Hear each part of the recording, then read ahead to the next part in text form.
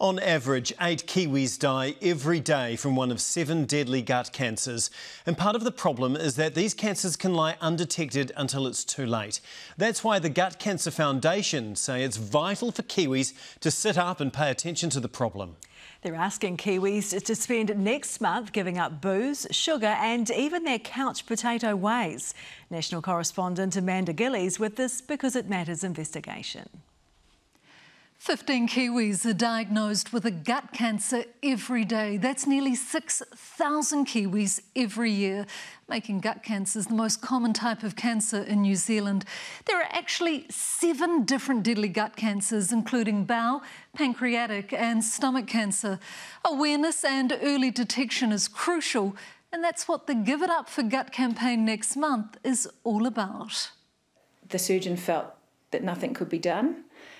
Which was a real shock. That's hard news to take. Karen Pratt is a 49-year-old solo mum, a teacher and gut cancer survivor. She was diagnosed 3 years ago. She'd been having trouble swallowing food, followed by chest pain. It found that I had a large malignant tumour at the junction of my esophagus and going into the stomach. And then things just moved quite quickly. The outlook wasn't good. It was initially feared palliative care was the only option. That was a shock. I mean, I didn't feel like I was dying, and that it was really hard to sort of take in. But she was determined to survive, to see her only daughter Brooke grow up. I'm going to give this the best shot I can to actually beat this. I know I can. I'm a fighter. I'm strong. I feel well. Let's just get on with this. And so I just said, right, tell me what I have to do. She underwent a major 8-hour surgery to remove her whole stomach and the tumour, followed by numerous bouts of chemotherapy and radiotherapy. It was aggressive and brutal. She lost about 50 kilograms and all of her hair. When I went into the shower day 14 after chemo, I went to wash my hair and these massive clumps of hair came out. I just cried. And just getting used to not having a stomach was tough. That took a while. Karen isn't alone. Today, about 15 other Kiwis will have been diagnosed with a gut cancer. 8 will have died. The simple question is, why so many? I think there's a couple of problems here. Firstly, a lot of these cancers, the symptoms are quite vague. We're talking about things that can be missed, like abdominal pain, back pain, difficulty swallowing perhaps.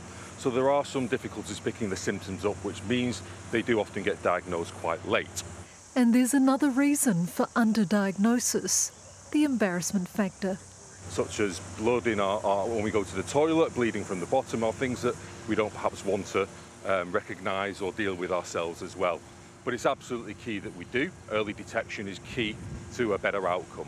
So to raise funding and awareness, the Gut Foundation has organised the Give It Up for Gut campaign. For 1 month, you simply have to give up booze, sugar or the couch. Last year, it was held for the first time and more than 100k was raised. It's hoped that figure will double this year.